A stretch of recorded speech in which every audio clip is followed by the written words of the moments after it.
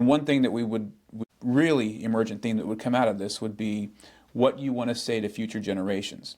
So that's the question. The question is there anything you'd like to share? Do you want future generations to know about your military service or about the military? Not about my military service particularly. I mean, I had a normal, what I would consider a normal military career. I don't know that that's absolutely true, but about the military in general. Public opinion about the military ebbs and flows. My dad was in during the Vietnam War, and he had people spit on his newly shined shoes, you know, and he wasn't in the war. He wasn't in Vietnam, but he would go places, and when he was in uniform, people would, you know, be negative towards him. Mm-hmm. And so I would say probably in all of the military history, Vietnam was probably one of the worst times for veterans coming back and being, you know, just hated on. And then after 9/11, you know, people who would never have thought about joining the military signed up, you know, out of patriotic duty because America's homeland was attacked, you know, that kind of thing, which I think would be the other extreme. What I would say is if you have a patriotic bone in you and you think that service is something that you might want to do for your country, there's different ways to do that. Military is one of them, but I think it's an honorable thing to do. And the military's also been known for its, so I don't know if people, not very many people know this, but desegregation happened in the military before it happened in the civilian populace in the US.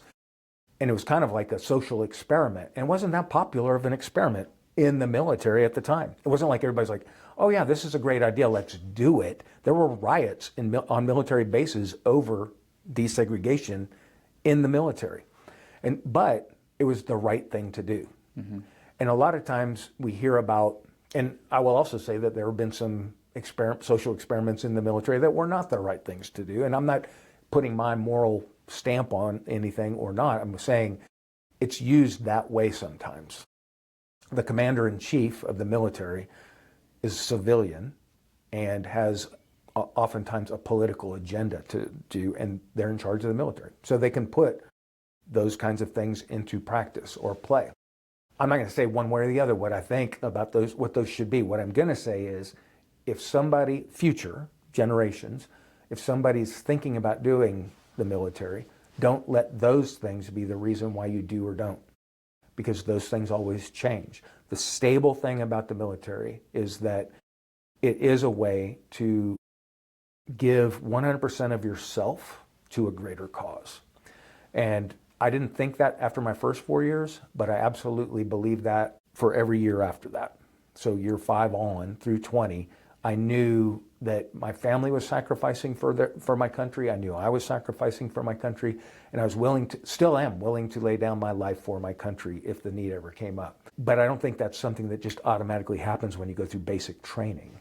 It's something that if you have patriotism within you, if you believe in your country and the nation, and that America is the best nation in the world, that kind of thought processes, I think the military is a good way to explore what that might be at a deeper level for you.